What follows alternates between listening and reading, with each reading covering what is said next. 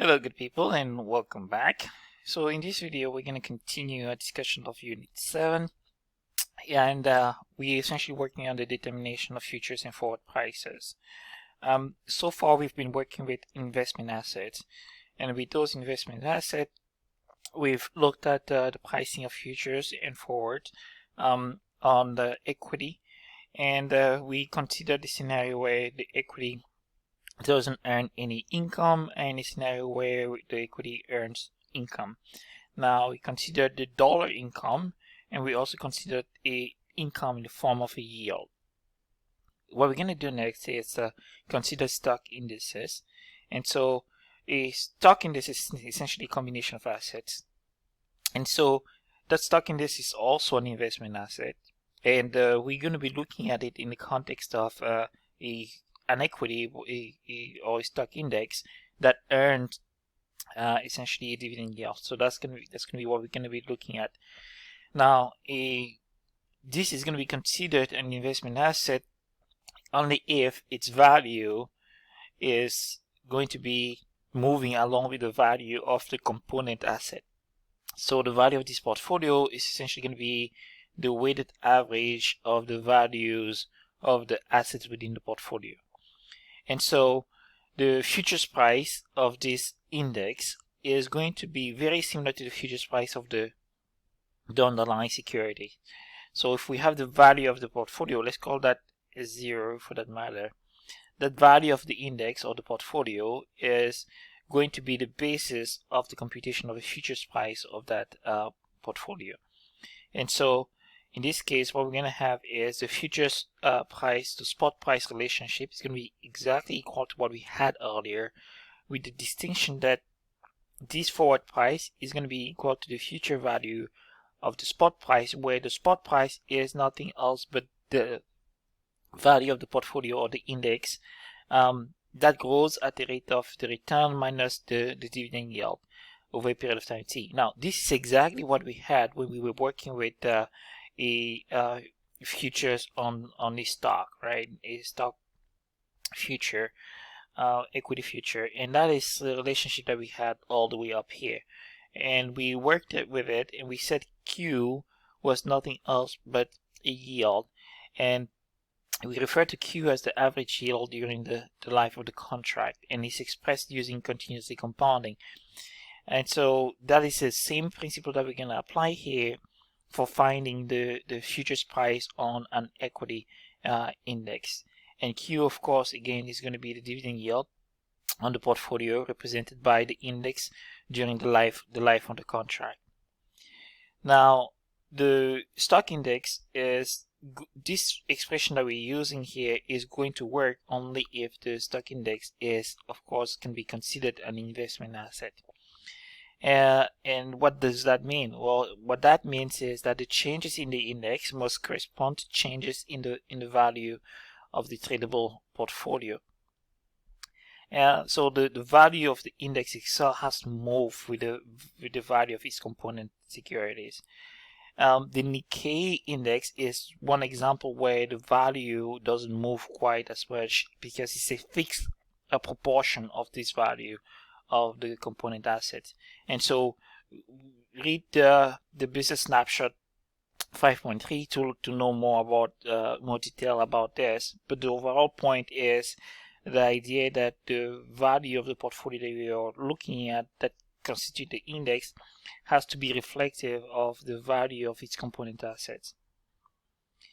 Now, how does index arbitrage work?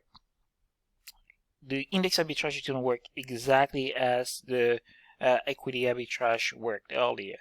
In our equity arbitrage situation, that the example that we worked with earlier, we essentially had two scenarios. We had a scenario where the futures price was greater than the future value of the spot price, and in our example we didn't quite use the dividend yield, but in this case it applies to in the same manner. So the futures price is greater than the future value of the spot price. Now, what does this mean, that the futures price is greater than the future value of spot price? Well, it means that the future price is a little more expensive than it should be, right? Because this is the theoretical price of the futures, and so if it's a little more expensive than this should be, what you want to be doing is you want to be selling it on the line at that price, because then you'll be making a difference between this futures price and the future value of the spot price. And so the arbitrager would buy the stock today and take the short position in the future, or sell the future. What does that mean? Again, what we would do is today we would buy the stock. So in a sense, we will borrow the money, buy the stock, and then short the future. In the future, what we're going to do is we're going to sell at the futures price. So sell at futures price. In addition to selling at the futures price, what are we going to do? We are also going to have to repay the loan. Remember, we borrowed money here, so we're going to repay that loan. And so we're going to repay the loan, and we're going to repay the loan at this future value here. Remember, this value here is less than the future forward price or the futures price. So that difference is going to be a positive amount, and that would be our profit. And so that is how that arbitrage would work in this case. Now, if the forward price is less than the future value of the spot price, it is the opposite that's going to occur here. Now, when this happens, what does that mean for our forward price or futures price? Well, it simply means that this value here is less than what it should be, because this again is a theoretical price. And so if it's less than it should be, this means that it's too cheap. You want to be buying on the line. So what would you do? Well, our arbitrage would essentially be as follows. Today, because we want to buy the underlying in the future, today what we're going to do, we're going to enter into long futures. By locking in a long futures, we know that we're going to be buying at F0. That's the first step. Now, what are we going to do in order to buy? In order to buy the underlying in the future, we need to have the money today, right? Or we need to have the money at that point in time. So what we're going to do is we are going to borrow the asset. So we borrow the index, and then we're going to sell the index today at the current market value, which is S0. What do we do with that amount of money? Well, that amount of money is going to be invested. So it's going to be invested today at the return that is equal to the difference between the required rate of return and the dividend yield. So S0 is going to be invested to obtain the future value that's equal to S0, and then we're going to have return minus dividend yield over a period of time t. You know that this difference here, this value here, is greater than this futures price here, and therefore the difference between the two, which is going to be the S0 future value minus our forward price, is going to be positive. So you would use the proceeds from your futures, you use the proceeds from your investment of S0, buy back the stock, or the stock index in this case, at F0, which is a forward price.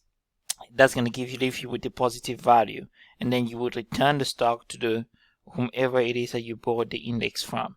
And that will be shorting the index today, using the proceeds from the short sale to invest at a return that's equal to the difference between the risk-free and the dividend yield on the index over a period of time t.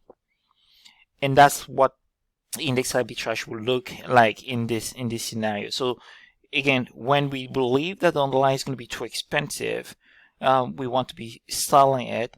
When we believe that the underlying is going to be too cheap, we want to be buying it. The second scenario here, it is too cheap. The first scenario here, it is too expensive. Now, index arbitrage, remember that an index is a portfolio of securities, and so shorting the index is not quite as easy as you would think, because shorting the index is essentially shorting every securities within the index in relative proportion. And so index arbitrage is going to involve simultaneous trades in futures and many different stocks. So you're going to be engaging the futures contract for each one of those stocks, and you're going to be engaging in the stock market, in the purchase or the sale of the underlying itself for many different stocks. And those different stocks constitute the index that you're working with. Now, very often a computer is used to generate these trades. That's usually what's referred to as program trading, and occasionally simultaneous trades are not possible at all. And if the simultaneous trade is not possible, what that means is that the theoretical no arbitrage relationship that we described earlier between the forward price and the spot price is not going to hold. When we say that the no arbitrage relationship is not going to hold, all that means is that the forward price is going to be different from the future value of the spot price at the difference between the return and the dividend yield over a period of time t. That's the idea here. All right, so this is going to wrap up the discussion on index arbitrage. What we're going to touch on next is, and again, index arbitrage is going to be the same principle that we applied with arbitraging equities. The key difference with index arbitrage is the idea that an index is a portfolio of securities. So it's a lot more difficult to implement arbitrage on an index using futures contract. Now, we also can do this with respect to currencies. And remember, currencies, again, are instruments that you hold for investment purpose. So that's going to be an investment asset. And with respect to investment asset, our strategy is going to be the same, right? Now, with currency, it's going to be a little different. I want to go back to the board to work with this. So on the currency, let's use this example. It's a very simple example. Let's say we have $1 to invest in the US. That's the US dollar. And we want to invest that dollar in, say, Japan. So we're going to convert that dollar to Japan. And we're going to convert that at the Japanese yen. And so the conversion ratio is going to be, let's call that E0. That's going to be the conversion ratio between the US dollars to Japanese yen. And that conversion ratio is going to tell me how many Japanese yen I get for every dollar, right? So I'm going to label this in E0 here is going to be equal to the number of, so it's going to be yen per dollar. That's what I'm going to use. So for every, if I simply multiply my 1 multiplied by E0, it's going to tell me exactly how many Japanese yen it is that I'm able to purchase. So I'm converting my US dollar to Japanese yen. What I'm going to get is E0 multiplied by 1, which is the amount of money that I have to invest in Japan. That is simply exchange rate between the US dollars and the Japanese yen. Next, what I'm doing is I'm going to invest this money in Japan over a period of time t at a risk-free rate of return that I'm going to call the foreign interest rate. So that foreign interest rate is the risk-free rate of return in Japan.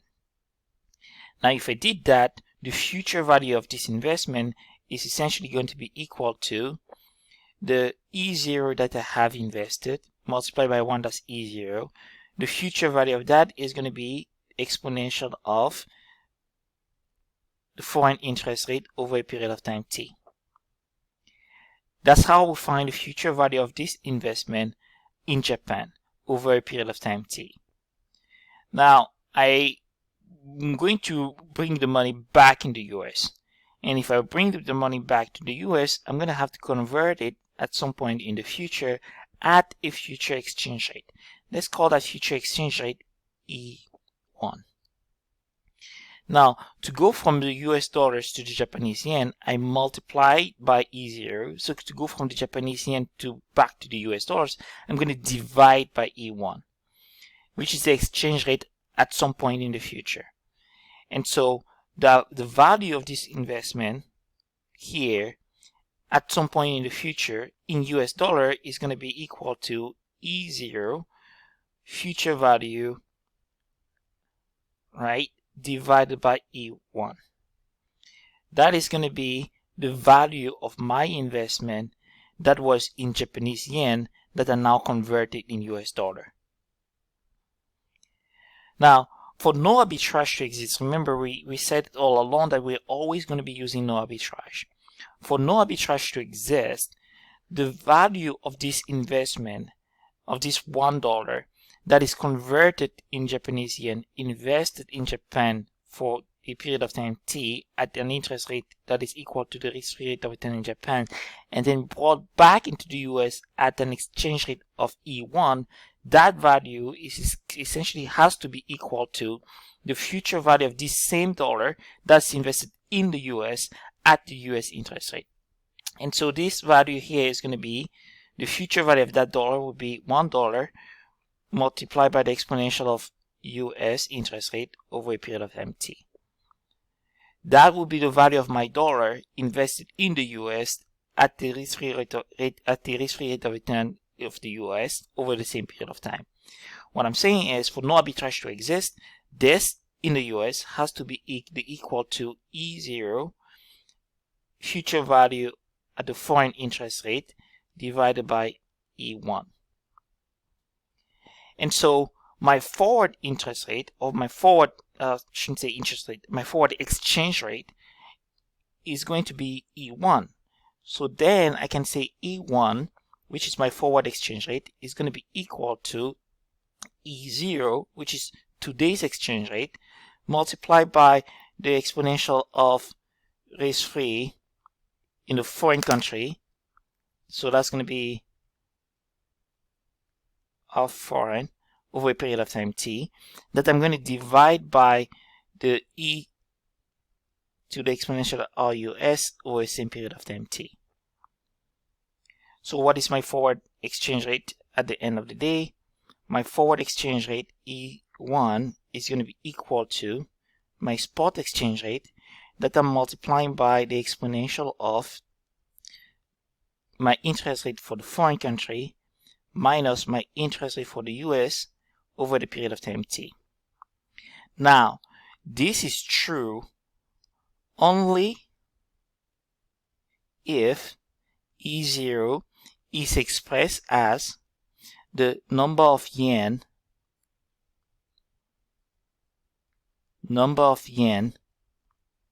per US dollar. And this is what we know of as an indirect quote. If we are working with a direct quote,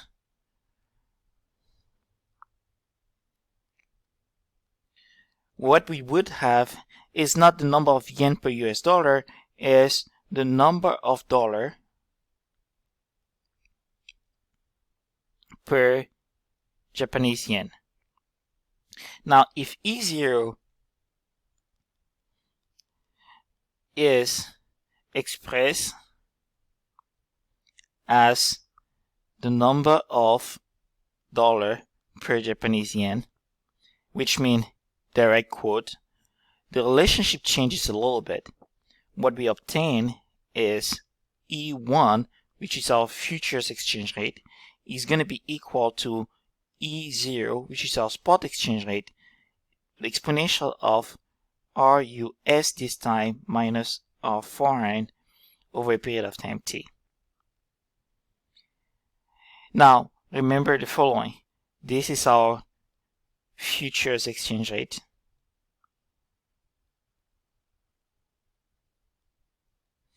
E0 is our spot exchange rate. What we're going to have, our US here is US interest rate. And what we're going to have here is going to be our foreign interest rate. This relationship only works if the dollar is expressed, the exchange rate is expressed as the number of dollar per Japanese yen. That's a direct quote. And the indirect quote would be the number of Japanese yen per US dollar. And in that case, all that happens is the foreign interest rate comes first and the US interest rate comes second. Now let's go back to the slide and see what we have. Our relationship is going to be exactly what we described a second ago. The foreign currency is going to be the same thing as a security that provides a yield, and that yield would essentially be the risk-free rate of return in the foreign currency, depending on how it is that the exchange rate is quoted. Now, the yield is the foreign risk-free rate, and that is under the assumption, remember this is under the assumption that we're working with a direct quote. And what is our direct quote? Let's go back here. Our direct quote is the number of US dollar per Japanese yen. So we're going to go back here and say number of US dollar per foreign currency. That would be a direct quote. If the exchange rate is quoted directly, then this is true. The yield is the foreign interest-free rate of return. Now what it follows is the same thing that we had earlier. The risk-free rate of return foreign is going to be similar to the yield, and we label yield by a Q. So early on what we had was forward is equal to the spot exponential of R minus Q T. What we are saying is that this yield is the same as the interest rate for the foreign country. So instead of writing Q here, we're going to say foreign interest rate. And that's essentially what we have here. Now, remember this. This is true only if we are quoted directly.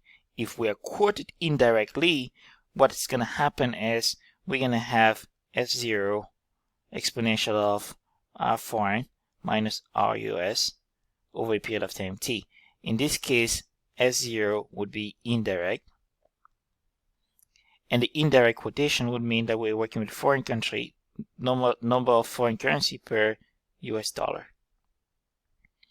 Now the relationship is derived in the following manner. That's exactly what we had in my chart there, where I essentially use $1 that is converted. In this case, we have 1,000 units of the foreign currency at time 0, and that 1,000 units of foreign currency can be converted in US dollar, can be converted in left to be in the foreign currency. And so if it is left to be in the foreign currency, it is invested in the foreign country at the risk rate of return in the foreign country, and it's invested in the US dollar, is going to be converted into the US dollar before it can be invested in the US at the interest rate in the US. Ultimately, what we're saying is the forward exchange rate is going to make sure that these two sides are equal to each other for no arbitrage to exist. And so if you did that here, you would essentially say 1,000 forward exchange rate multiplied by the exponential of the foreign interest rate over a period of time T is equal to 1,000 spot rate multiplied by the exponential of domestic interest rate over a period of time T. And we would be solving for F0. So F0 here, the 1,000 would cancel each other. So F0 would be equal to the spot exponential of interest rate in the US, T, that is divided by exponential of interest rate foreign, T. Now you remember when you're working with the exponential, if you divide, you can multiply with a negative sign. And so all that gives us is the forward is going to be equal to the spot exponential of domestic minus foreign over a period of time T. And that's essentially what we have, the relationship that we have over here. All right, now how can we arbitrage this if arbitrage exists? Well, we would look at the differences, and then we would buy the currency that's cheaper, and we would sell the currency that's a little more expensive. And that's how we would go about doing this. All right, so far we've been working with investments assets, and when we've been playing with investments assets, overall what we've learned is essentially that we could write the relationship between forward price or futures price and spot price as follows, we could essentially say that the forward price is equal to the future value of the spot price, and at an interest rate that we're going to call R here over a period of time T. Now, this is for an investment asset that doesn't generate any form of income. If there is any income, we can rewrite it as the forward price, which is equal to the spot price minus whatever income it is that we are supposed to receive. And again, in this case, we're working with the cash income, and we're taking the future value of that at an interest rate that is equal to our risk-free rate of return. Now, we could also express, remember this is a cash income,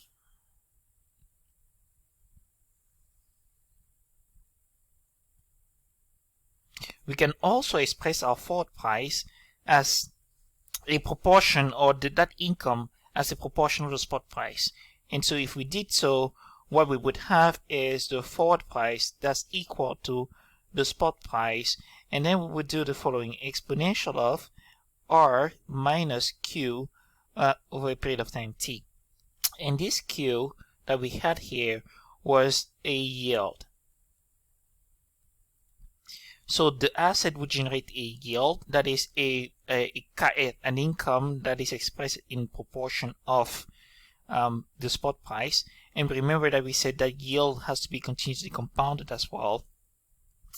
And finally, we had the relationship for exchange rates, where we said that the forward price is equal to the spot price exponential of R minus the interest rate for the foreign country over a period of time T.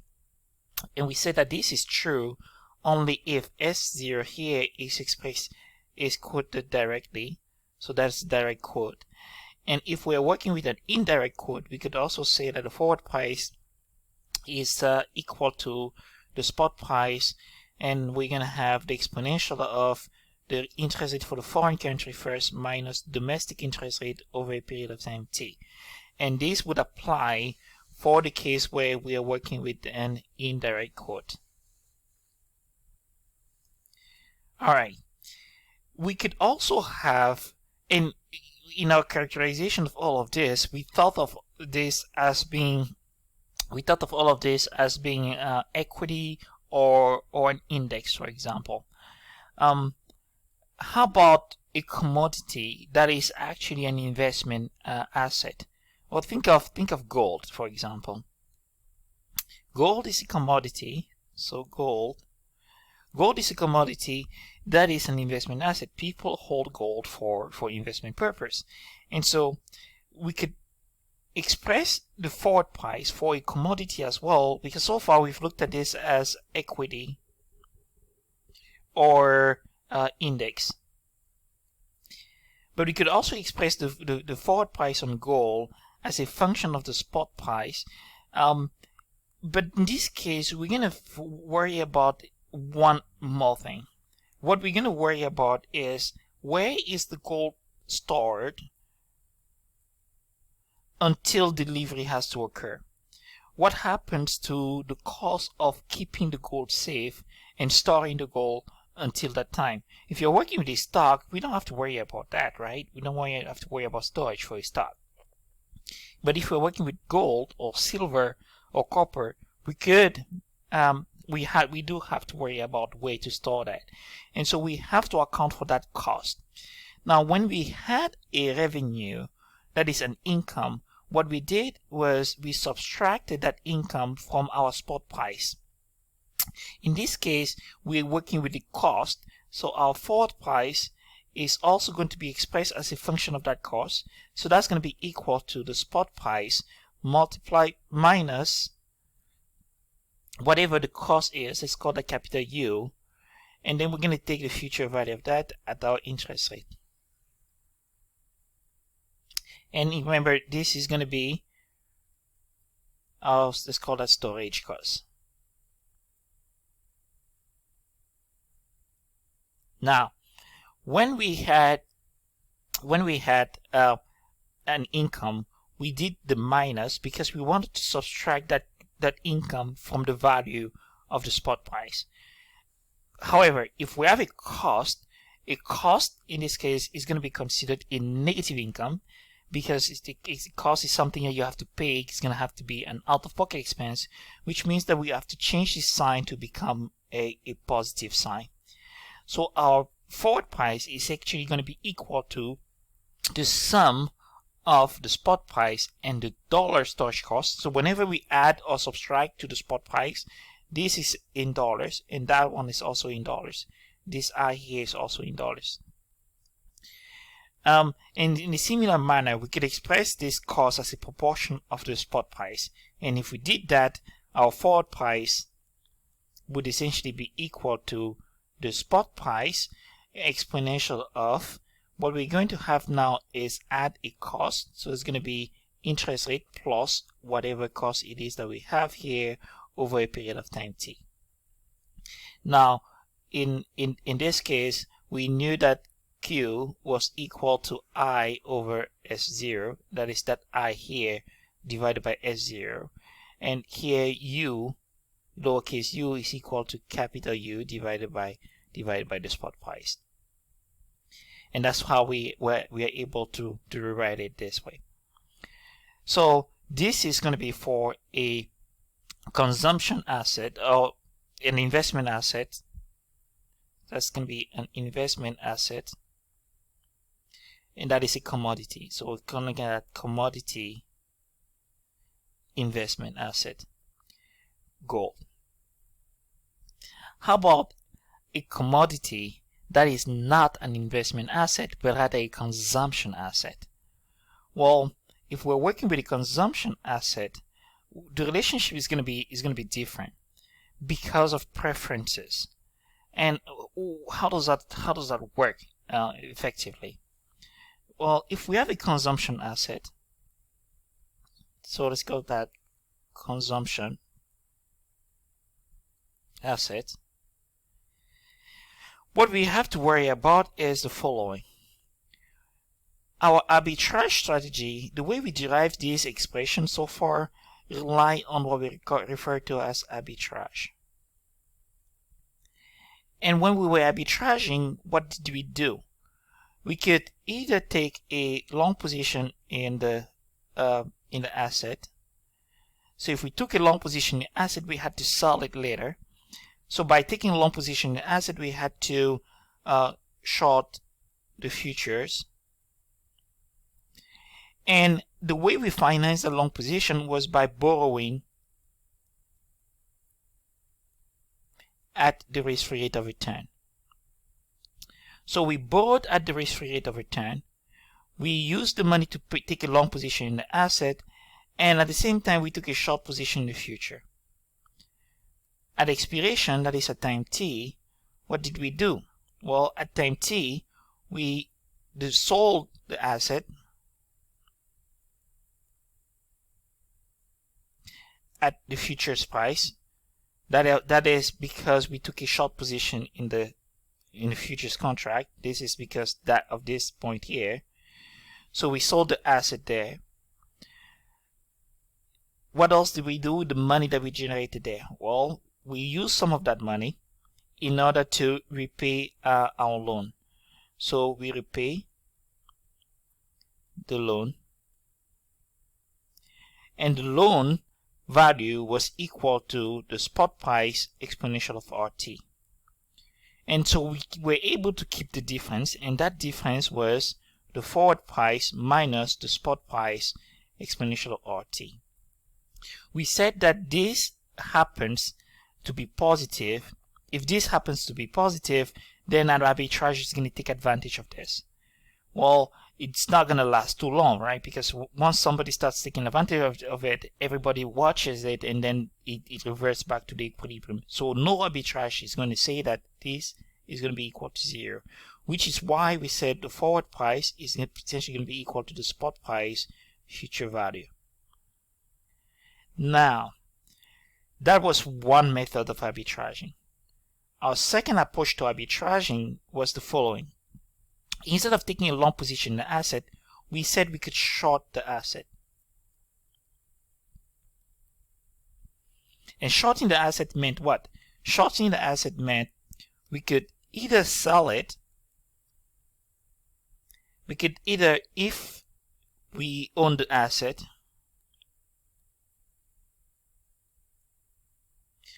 we could either sell it, and so if we sold the asset, we would short it.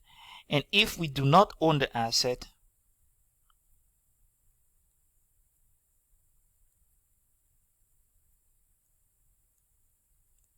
what we would do, we would borrow the asset and sell it.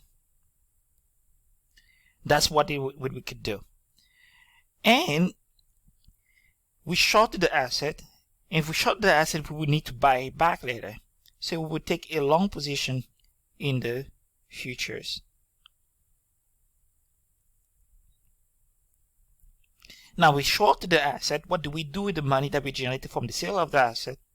We invest that at the risk-free rate of return. At expiration, what happens? At time t, what we would do is, because we took a long position in the asset, we would buy back the asset. So we would buy the asset here at the forward price, and we bought the asset. And what do we use to buy the asset? We use this amount of money that we've invested, right? So we use the future value of our investment. So if S0 was the price of the asset, so we sold the asset at S0, we invested it at an interest rate of R, so we would use S0 future value in order to buy that asset in the future. Once we have the asset, what do we do with it? We need to return it.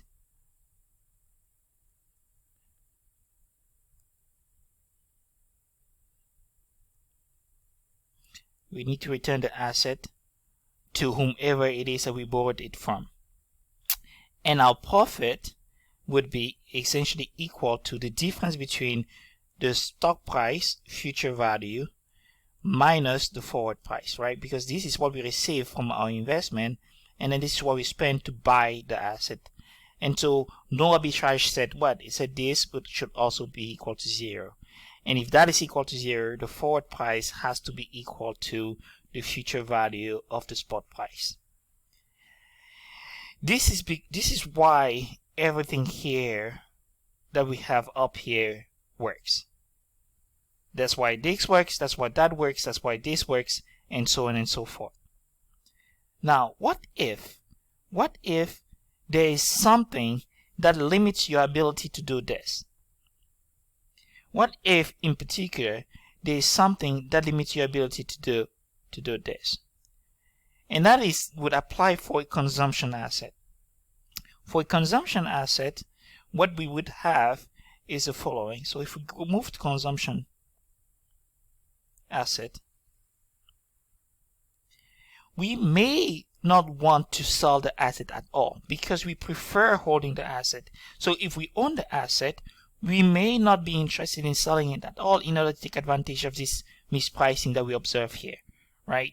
We would say, well, although we see that we can make a profit, that is, if there is an arbitrage opportunity, although we see that we can make a profit, we're not gonna do this. We're not gonna sell the asset. We're not gonna short the asset. And why would we not do that? Well, we may not be interested in doing that because for us, it's more important to have the asset than to have a forward contract like this that guarantees that we can buy the asset back in the future. And what does that mean? Well, what that means is, let's say we use oil, and we use oil, or actually let's use something more interesting. Let's use corn. Corn may be used for making beer, right? So we need corn to make beer, and we are today. So today, and this is a time in the future t. Today, what we do is we say, well, we see that there is a difference between the forward price and the spot price. And what happens is the forward price is apparently less than the future value of the spot price. And because this is the case, I may actually sell the asset today and enter into a long futures, a long forward, and buy it back in the future because it's going to be lower. It's going to be cheaper in the future. Now, what if I need to make corn at some point here? I need to use a corn to make beer. What if I need to make beer here and I sold the corn today to take advantage of this arbitrage? Well, if I did that and it turned out that at this point in time I'm having problems actually buying corn, I'm having issues with finding the kind of corn that I need in order to produce the level of beer or the quality of beer that I want, I may be in trouble, right? So if there's anything that is uncertain with respect to the delivery of the corn that you want for the purpose of producing your beer and therefore making future sales, you may not want to enter into this forward contract. You may add value to holding the asset today or over the life of the contract. And if you did so, this would still exist. That relationship would still always would be true. And so for our consumption asset, what we're going to find out is that the forward price or the futures price is going to be less than or equal to the future value of the spot price. Now we need to make one more correction here. We're talking about consumption asset, and typically those consumption assets are things like corn, and they are going to be requiring some sort of storage, right? We need to store corn somewhere. So our correction is going to be to change this and make it reflect the storage cost. How do we show the storage cost? We do interest rate plus our storage cost over a period of time t. So our forward price is going to be less than or equal to the future value of the spot price, including storage costs that we have over here. And this would be the case for consumption asset. Now the question, you remember when I said this value, this forward price is going to be less than that, and it's going to be less because we give value, we attach value to the idea of holding onto the security, to actually having the corn in inventory, having the corn ready to use for the production of our beer later in the future. And so we're going to call that value a convenience yield. So the convenience yield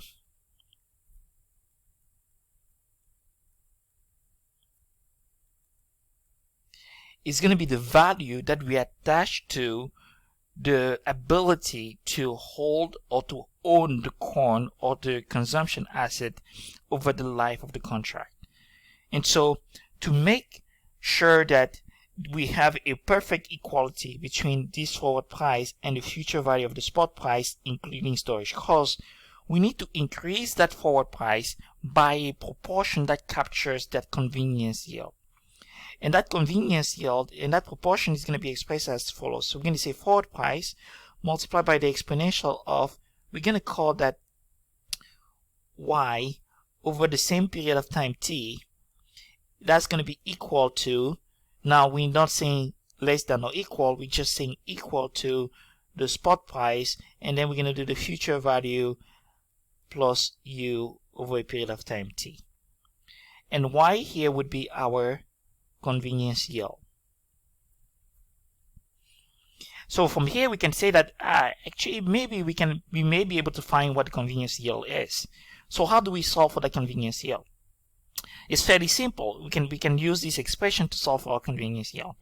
And the way we're going to do that is we're essentially going to say, I'm just going to solve this.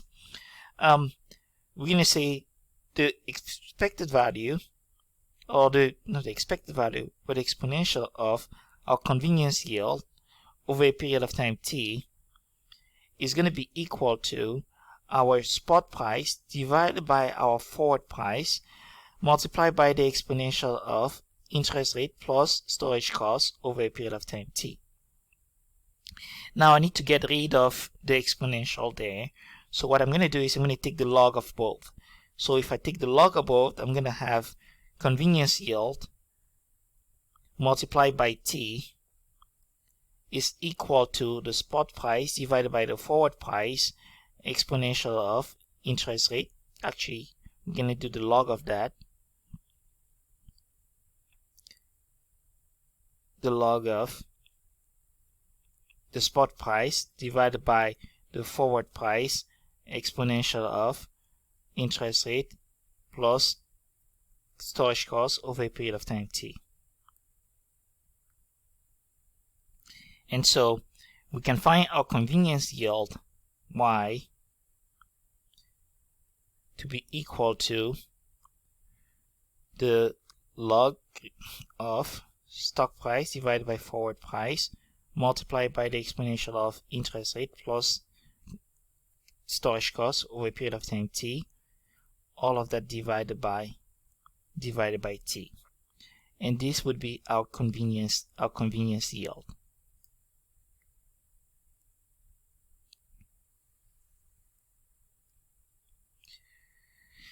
Now, once we have our convenience yield, the question that follows is going to be, is there any way we can summarize it? So this is going to be, this essentially here is going to be the expression of our forward price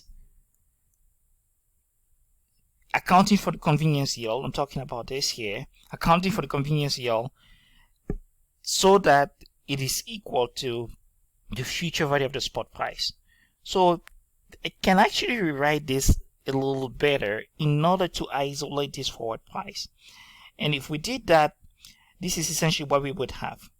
We would have our forward price of futures price is going to be equal to our spot price future value at the interest rate plus storage cost over a period of time t divided by the exponential of the convenience yield over a period of time t. And we know how to find the convenience yield yet already. So that should be equal to the spot price multiplied by the exponential of what we're going to have is interest rate plus u, which is our storage cost over a period of time t, and then multiplied by the exponential of minus our convenience yield over a period of time t.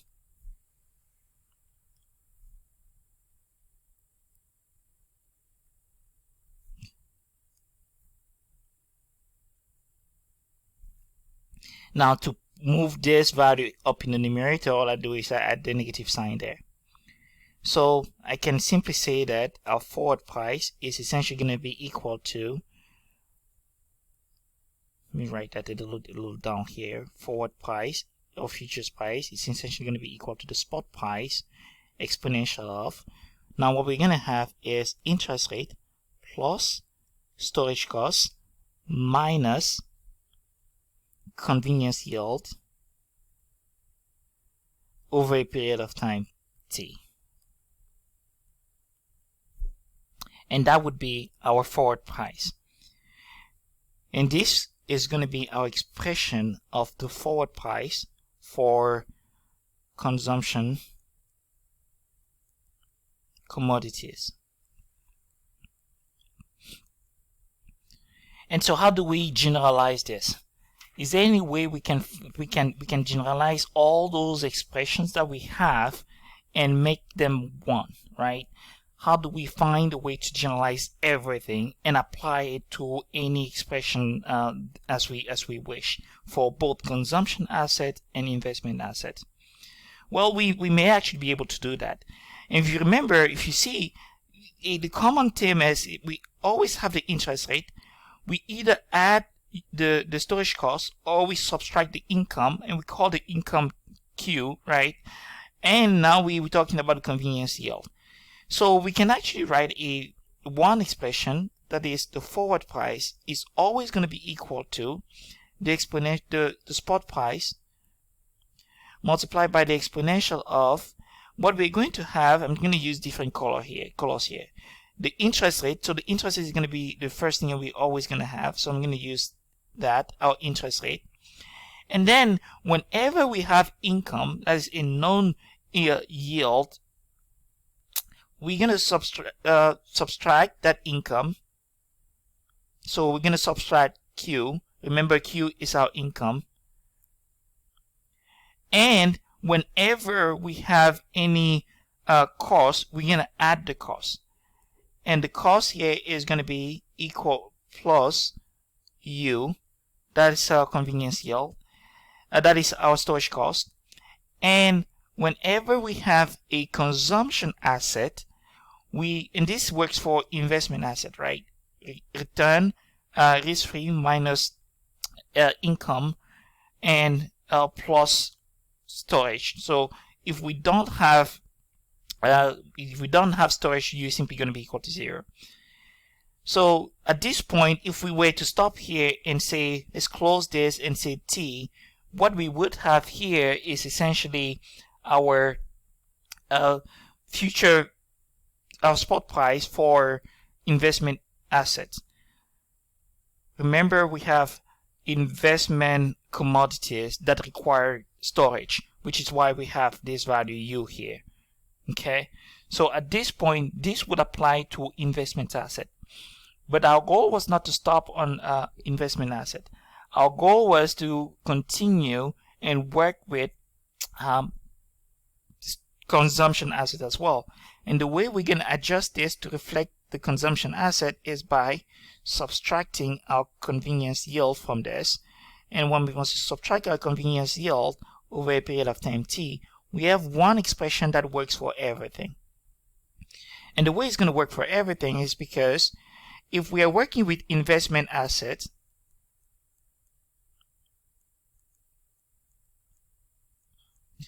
we're going to have the interest rate is always going to be there.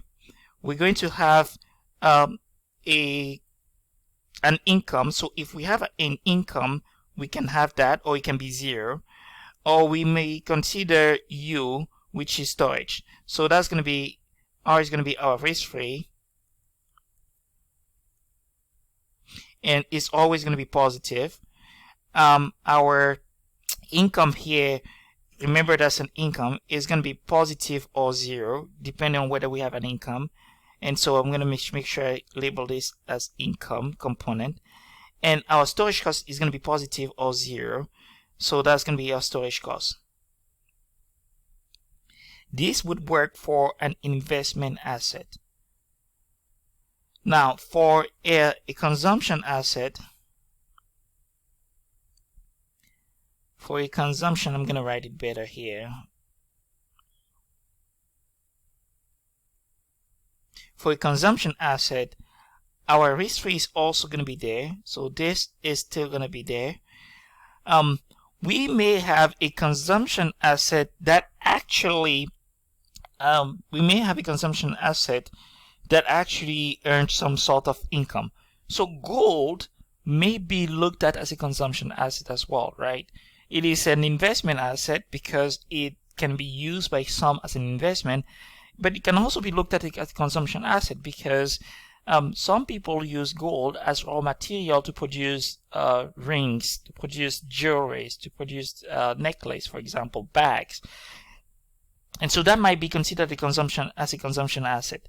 And sometimes gold can earn interest, right? Depending on how you deal with gold. So we may be able to have income there. For our purpose for now, we're going to say Q is going to be equal to 0. So there will be no income for our consumption assets for now.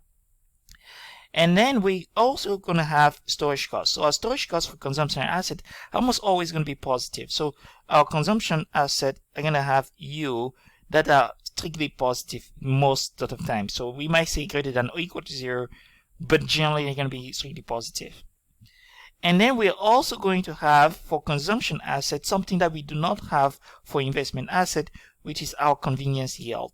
So this is going to be our convenience yield, and that's going to be greater than or equal to 0. Now, if the convenience yield is equal to 0, then we're reverting back to a commodity that can be used as an investment asset. So remember, this is going to be our convenience yield. All right, so that would be our generalization. Now let's make it cleaner a little bit, right? Let's do that. Let's make it a little more interesting. Let's say that we call all of these guys here. I'm going to use a different color. Let's say we call all of these guys here C. Well, if we call all of those guys there C, and we say that C is equal to the cost of carry, what we're going to have is that the forward price is going to be equal to the spot price exponential of. Now we said that interest rate minus income plus storage is actually the cost of carry. So we're going to say C, that's our cost of carry. And then from the cost of carry, what we're going to do is we're going to subtract our convenience yield. And we're going to do that over a period of time T. So that makes it a little cleaner, but you have to remember in this case that C, which is our cost of carry, is going to be equal to our interest rate minus any income plus any form of storage that we have to incur over that period of time. And that would be our cost of carry. Alright, so let's go back to the slides here and see what we have. Now in this case, for a consumption asset, you remember storage is going to be looked at as negative income. And when we're working with the consumption asset, because there's value that we're attaching to the holding of the underlying, the forward price is actually going to be less than the spot price that grows at a rate that is equal to the exponential of, at the rate that's equal to the interest rate plus storage cost over a period of time T. Remember, U is our storage cost per unit of the underlying. It's expressed as a percentage of the value of the asset itself, right? So U, lowercase u, is capital U divided by S0. And remember, whenever we're inserting it here, it has to be continuously compounded, just like what we had with respect to Q earlier. Alternatively, we could express this as follows, where the forward price is less than the spot price plus U. Again, U here is going to be, this U here is going to be the dollar storage cost, where this is, the lowercase u is a percentage value. Now, how do we make those equal to each other? Remember, because of the sign that we have here, how do we make this sign equal? What we're going to do, we're going to account for the convenience yield. And so that convenience yield is going to be taken into account, and we said that convenience yield was that y that we looked at. And when we rewrite it all, as we account for the convenience yield, what we find is that the cost of carry C is the storage cost plus the interest cost less any income. What do we have? Storage cost. What is storage cost? U plus the interest cost. What interest costs are less any income. That's minus Q. And we said that that is equal to our convenience yield. So let's go back to what we had here. We said convenience yield was going to be equal to interest minus revenue plus storage. Same thing. For investment assets, what we're going to have is forward price is equal to the future value of the spot at the convenience yield. Now, you remember our general expression? Our general expression, actually, this is it. Our general expression was that. And so if we're working with an investment asset have a convenience yield that's equal to 0. So that would mean that the forward price is essentially equal to the spot price. And then we're going to do carry cost minus convenience yield. Convenience equal to 0. So that's going to be carry cost over a period of time T. And that's what we have here. There. For consumption asset, what we're going to have is this relationship that is negative, that's less than, unless we account for convenience yield. And so if we account for convenience yield, then what we're going to have is forward price is equal to the spot price exponential of carry cost minus convenience yield over a period of time t, which is essentially what we have here. So for consumption asset, the sign is going to be less than or equal to, and once we account for the convenience yield on the consumption asset, which is y, we can rewrite the forward price as being equal to the future value of the spot price at the rate that's equal to the difference between the carry cost and the convenience yield over a period of time t. Alright. Now how do we explain this idea that we have a relationship between the futures price and the expected spot price?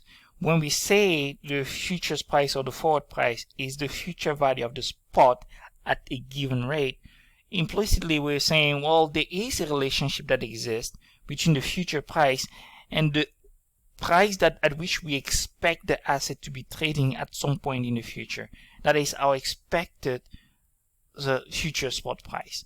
So what is that relationship? And we're going to label that expected future spot price as E, that is expected future spot price, and our future spot price is ST. That's the spot price at time t. And so what is the relationship between the forward price and our expected future spot price? And that's what we're gonna look at here in a second. And to do that, we're gonna go back to our whiteboard. Now I said whiteboard here, but we're really working with the blackboard here. So this is what we're gonna use in order to define that relationship between futures price or forward price and expected future spot price. Let's look at it this way. Let's say we have a timeline that looks like this. And this is today, and this is maturity of the contract at time t. What we want to compare, and what we want to understand is, what is the average market expectation of what the future value of the asset that we are looking at today is going to be? That future value of the asset, we think that we're going to label that expected future spot price. That is the expected value of the asset at that point in the future. What we want to do is we want to compare that expected future spot price to the forward price.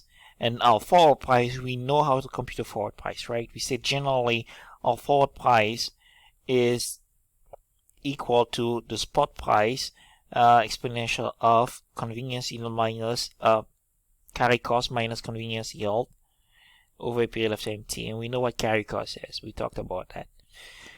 So we want to define what the relationship between this and that expected future spot price is. And Keynes and Hicks have defined that relationship in a very interesting way. So that is John Maynard Keynes, as Keynes, and John Hicks. I think it's Hicks. So Keynes and Hicks looked at it the following way. They said it depends on who is long and who is short on the contract. They said the following. One, think of the situation where we have a long and we have a short for every contract. Let's say the long on the contract here is the seller, or the long on the contract here, or to say the natural hedger. The natural hedger is the short. So we have the natural hedger is the short. So let's call this natural hedger. And the way we want to think about this is we think of the natural hedger. When we think of natural hedger, what we really want to think of is, we said we have hedgers, we have speculators, and we have arbitrageurs. So if the hedger is the short party, that means the hedger is typically somebody who wants to sell the underlying, then the person or the entity that takes the opposite position is usually the speculator. So what Ken said and Hicks said, if the speculator is generally a long on the transaction, on the contract, what we're going to have is we're going to have a scenario where the futures price is going to be generally lower than the expected future spot price, and is going to tend towards the expected future spot price at maturity. So the reason the futures price, according to Keynes and Hicks, is going to be less than the expected future spot price is because the speculator here doesn't really care about having the asset at this point in the future, right? Remember, the speculator doesn't care about the asset. The speculator just want to make profit. So if the speculator takes a long position, he or she is essentially going to buy the asset in the future. And so if the speculator buys the asset in the future and he really doesn't need the asset, he's taking a risk.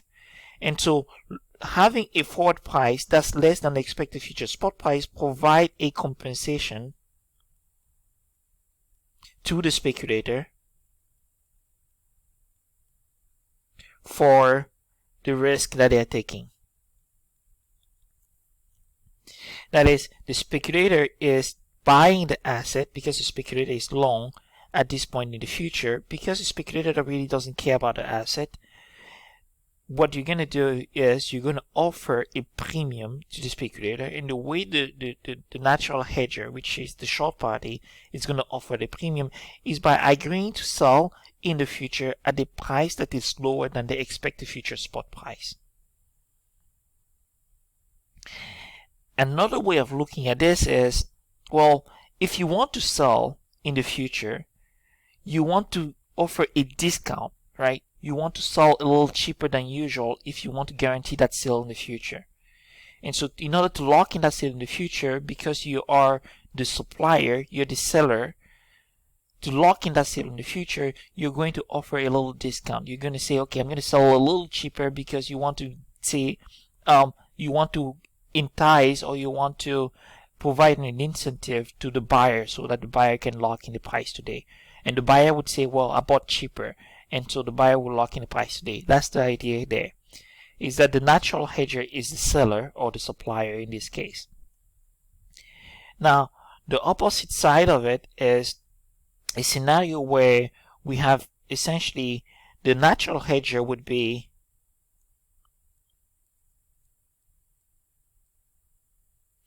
the long party of the transaction, which means that you really want to buy as the natural hedger.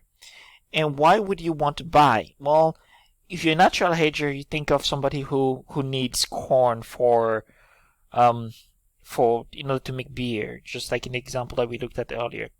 If you need corn in order to make beer, what would happen is you would want to buy. And in order to lock in that price in the future, you're going to enter in a contract where you're going to offer a little more than you would otherwise offer. So in this case, what we're going to have is a scenario where the future spot price is, the expected future spot price is going to be below the forward price. So we're going to have a scenario where we move something like this. And we're going to offer, because we are the natural hedger and we want to buy, we're going to offer a price that's slightly higher than the expected future spot price in order to attract a seller and say, well, sell to me because I'm offering you a return. I'm paying you for a little more than what the expected future value of your asset is going to be. And that is what the theory says. It says that the speculator here is in for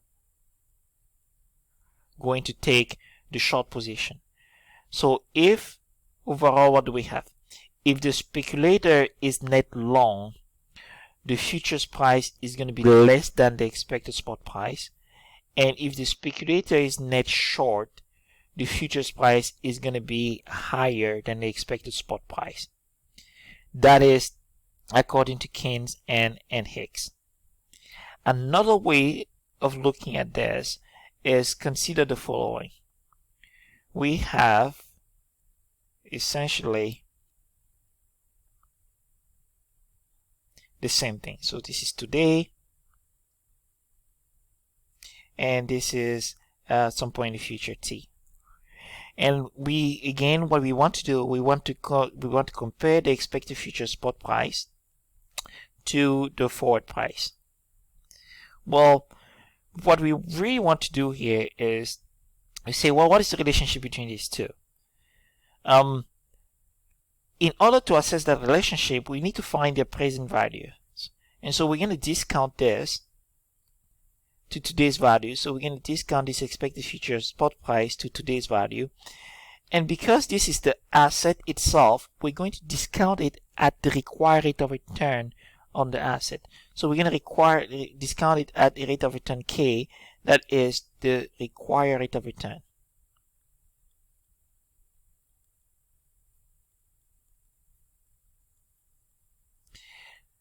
And what is that required rate of return? That required rate of return is obtained according to the capital asset pricing model.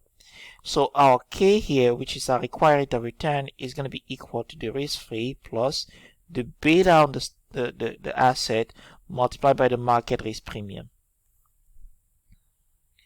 That is what we have there. Now, if we did that, we would be discounting our expected future spot price. So we would have our expected future spot price that is discounted, so exponential of minus at the rate of K minus K over a period of time T. That would be the present value of our expected future spot price. Now we do the same thing for the forward price or the futures price. Now, because it's a futures price, this price is locked in today, and so we know that's how much we're going to be paying at some point in the future. We're going to be discounting this at the risk-free rate of return, so R, which means that the present value of the forward price is going to be equal to the forward exponential of interest rate times T. And so that is what we have.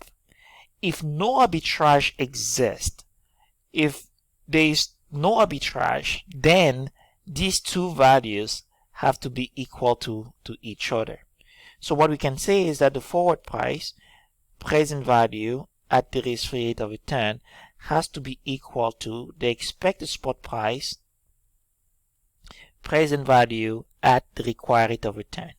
Okay. Now, so with that, then we can define the relationship between forward price and the expected future spot price. So our forward price is essentially going to be equal to our expected future spot price multiplied by the present value factor at the required rate of return. And then we're going to divide that by the expected value, or the exponential of minus interest rate over a period of time T. Now we can rewrite this. Remember, whenever we move this value here to the numerator, we get rid of the sign, or we multiply by minus 1. And so what this is going to give us is exponential of, or the expected value of the spot price, exponential of minus required rate of return T, and this value here is going to go up, so we're going to exponential of interest rate T.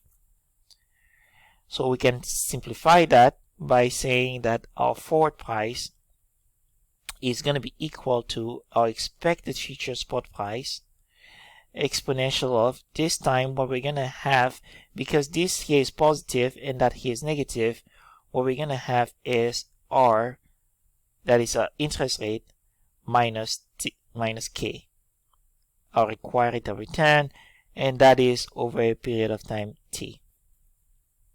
So this would define the relationship between our forward price and our expected future spot price. So what would happen here? How would this be related? Well, we could think of it in a couple of ways. So if R is equal to K, what do we have? If the interest rate is equal to the required rate of return, really what that means is K is equal to risk-free remember we call risk-free R plus beta market risk premium. And so if this is equal to R according to this, then beta here has to be equal to 0. So that means that beta has to be equal to 0, because if beta is equal to 0, this falls apart, this is what's left, so required rate of return is equal to the risk-free. So when beta is equal to 0, we have the required rate of return that's equal to the risk-free, which means that our forward price is essentially going to be equal to the expected value of a spot price at the rate of return that is 0 over a period of time t, because R is equal to K, right? So if we do R minus K, we get 0. The exponential of 0, is equal to 1, so we can essentially have this. So in this case, what will we have? We have our forward price that is equal to our expected future spot price. So we have the scenario where the relationship is the same. I'm going to move this up. So we're going to have a scenario where the relationship is flat. In this case, we have forward price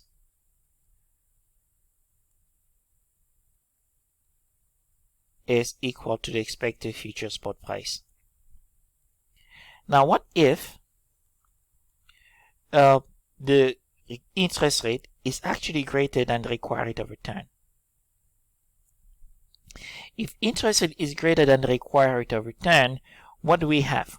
Remember, we have forward price that is equal to our expected future spot price exponential of R minus K T. Now, if R, which is our interest rate, is greater than the required rate of return, this value here is going to be positive, which means that really the forward price is going to be the future value of the spot price, right? The future is, in a sense, it's going to be the future value of the expected future spot price, because this value here in the parentheses is positive. And so the relationship is then going to change, where our forward price, which is the value that we have here, is if the risk-free is greater than the required rate of return, our forward price is also going to be greater than our expected future spot price. So if that is true, if this relationship exists and this difference between the interest rate and the required rate of return is true, is positive, our forward price is going to be greater than the expected future spot price. So what we're going to have is a scenario where we had this, where our forward price was above our expected future spot price. And this would be if the interest rate is greater than the required rate of return. Now, if the interest rate is less than the required rate of return, what do we have? Remember, forward price is equal to the expected future spot price, and at the rate of R minus K T. If the interest rate is less than K, this value here is going to be negative. And if that is negative, in a sense, what we're saying is that the forward price is really the present value of the expected future spot price. And so the implication for us is simply going to be that the forward price in this case is going to be less than our expected future spot price, which means that we would have something like this: forward price less than our expected future spot price, like that, which is very similar to what we had earlier over here. Alright, and generally what we're going to have in this case is the following. Well, when there is no systematic risk, because beta is a measure of systematic risk, then the forward price is exactly equal to the expected future spot price. When the systematic risk is positive, and the systematic risk is less than the risk-free rate of return, what we're going to have is that the forward price is actually greater than the expected future spot price. So the forward price is greater than the expected future spot price, if this is true. And if also the systematic risk, which is beta, is positive, and the risk-free rate of return is less than the required rate of return, what we're going to have is the scenario where the forward price is actually also less than the expected future spot price. And we're going to have that relationship that we have down there. And typically, when the forward price is less than the expected future spot price, what we say is that the market is in what we refer to as normal backwardation. So this would be normal backwardation, and this could be normal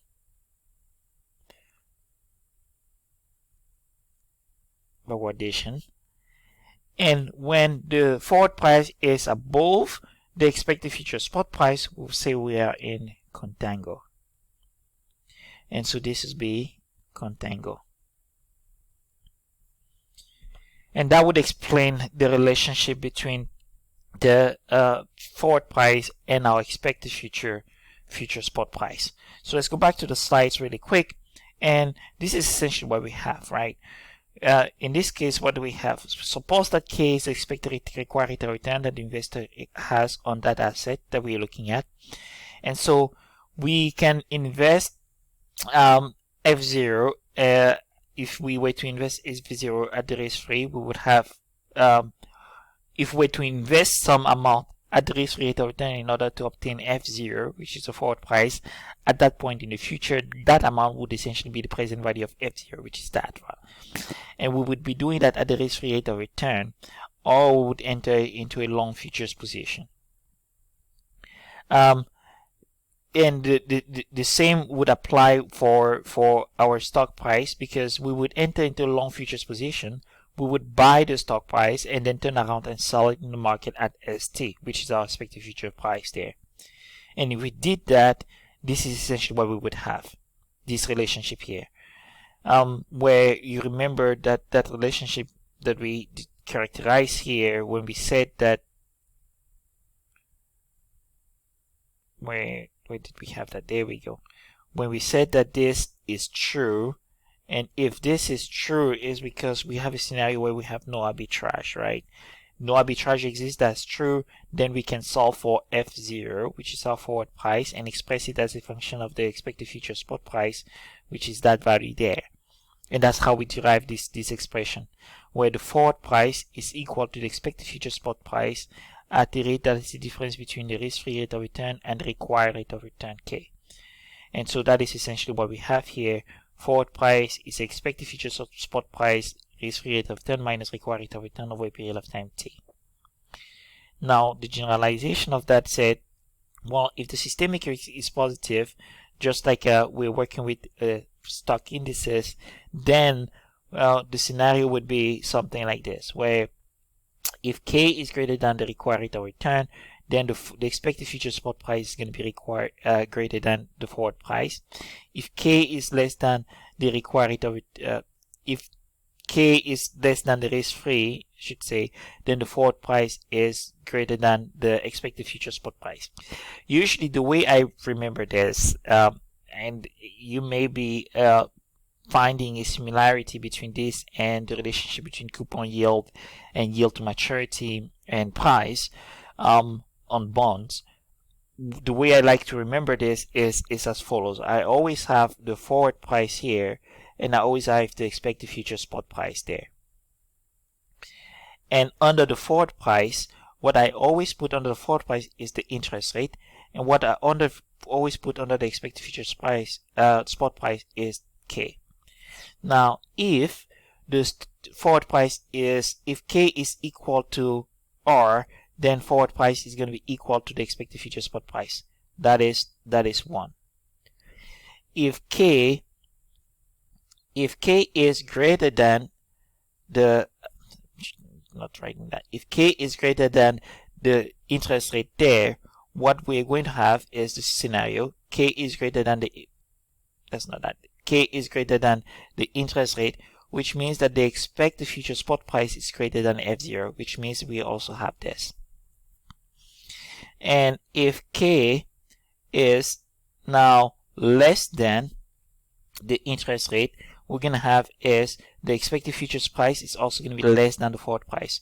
So if K is less than the interest rate, we're also going to have the futures price, the expected spot price that's less than the futures price or the forward price. So that's how I like to classify this. The sign follow each other. So we have equal, when we have equal here, we also, when we have equal here, we also have equal here. When we have, what am I going to use? When we have less than here, we also have less than here. And when we have greater than here, we also have greater than here. That's how I like to remember this relationship here. It makes it easy. All right, so this wraps it up for our unit 7. I know this is a lot as well, so work your way through this and take one step at a time and watch this as often as you can. All right, I'll see you in the next video, and we're going to be working on the next unit. I'll see you in the next video.